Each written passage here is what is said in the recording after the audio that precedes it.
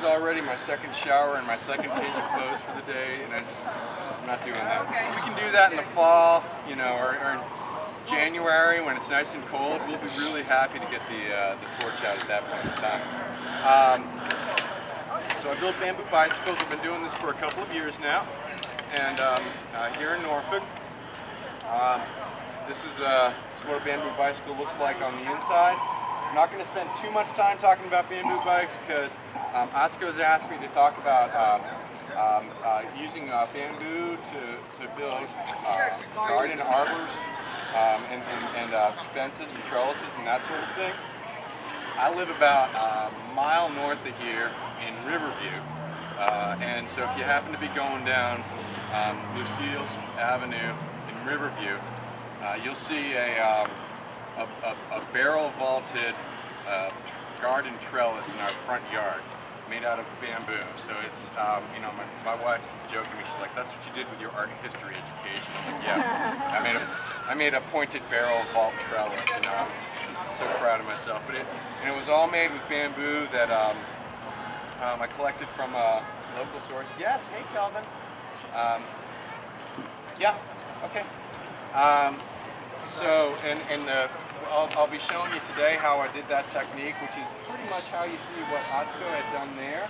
We're also going to modify that one right there, and so we're going to bring the point down and spread out the sides. We're going to add a third piece, a horizontal piece towards the top, and spread it out so that we've got more access. It's not quite as narrow at the tops on the shoulders, and we can also continue those points and create what would the art history term would be an arcade, which is a series of arches.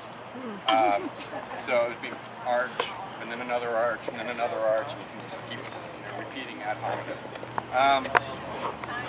So the first thing to start with is bamboo. This bamboo is this is golden bamboo. About 95% of the bamboo around here is golden bamboo. About 4% is black bamboo.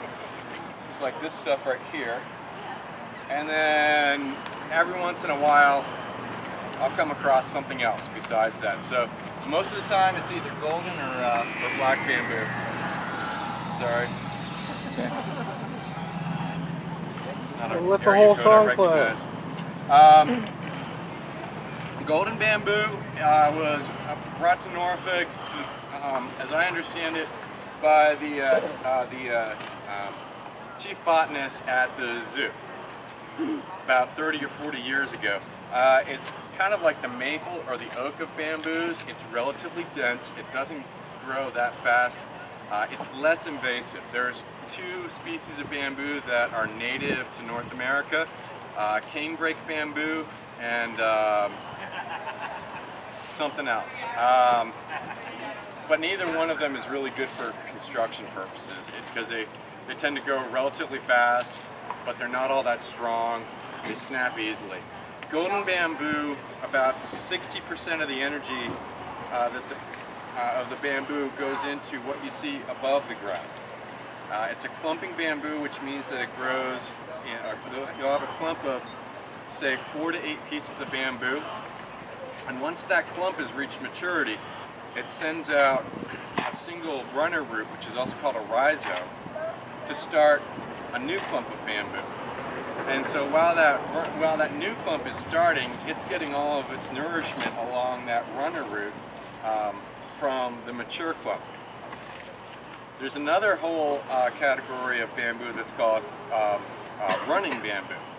Now in running bamboo, which like black bamboo and canebrake bamboo, once each individual piece of bamboo, which is also referred to as a comb, once that reaches maturity, it sends out a runner to start a new piece of bamboo.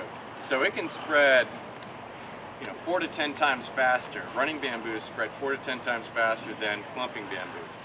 Running bamboos put the majority of their energy into the root below the ground.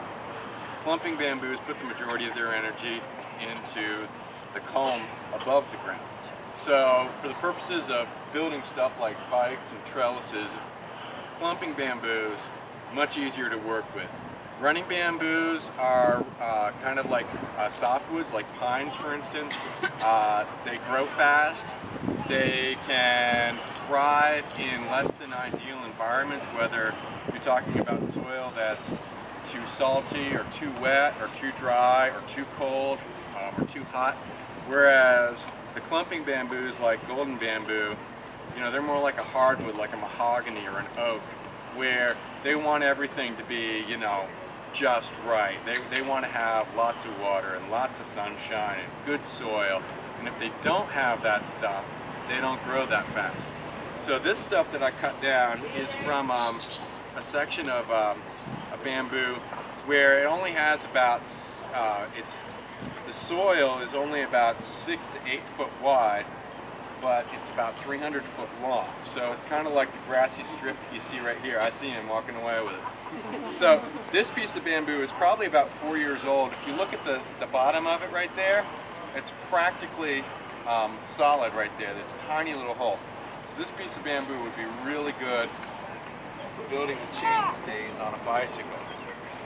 The thick stuff like this, when it gets, the thicker the bamboo is, you have to have a really mature stand in order to be able to support that, and a lot of soil.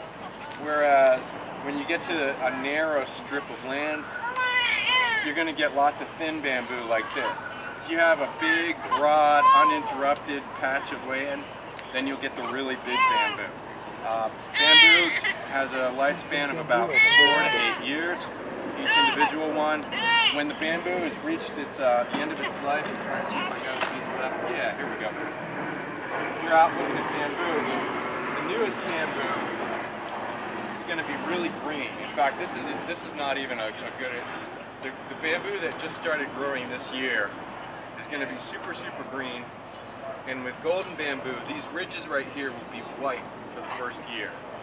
And if you cut that bamboo and you try to build something with it, it'll just go, because it doesn't have any stiffness. As the bamboo gets older, it starts to get brittle. So if you wait for the bamboo to actually fall over on you, it's just like that. And it's really, really, you can just crack that. So the bamboo will start to die off from the top down. It'll start to lose its leaves, so you can see, you know, and this is just so brittle. So this bamboo is probably about 4 or 5 years old. But then if we took like this piece right here, which is still nice and green on the top, and you tried to snap it, it doesn't want to snap, it just wants to bend. So that's the older the bamboo gets, the more brittle it gets. So that's something to keep in mind when you're looking at bamboo and you're thinking about building something. If it's already yellow and dry, and it's got black spots on it, I know that's great for compost, but it's not great for construction. So in terms of building this stuff, what we're going to do today is we're going to use some of these pieces here. We're going to trim them up and add that a third horizontal piece, bring that shoulder down. Thank you. And then if you're interested in working with this and doing a little bit, I'll wrap up the presentation portion in about 10 more minutes. And then anyone who wants to work, we can work with all the bamboo that I brought today, and then just finish it up and you can learn what you want. I'm going to go through some of the tools of the trade so you can kind of see what I use to get stuff done. First off, we've got this is a pull saw, Japanese style pull saws. You can find them just about any hardware store now. Traditional American saws, the teeth are set so they cut when you push, which is, there's a lot, you'll meet a lot of old carpenters like Joe over there, who's probably like, I can't stand pull saws, they're terrible. Japanese love them, and partially I think that's because they work with a lot more bamboo. So with a pull saw, thank you, Calvin, good job.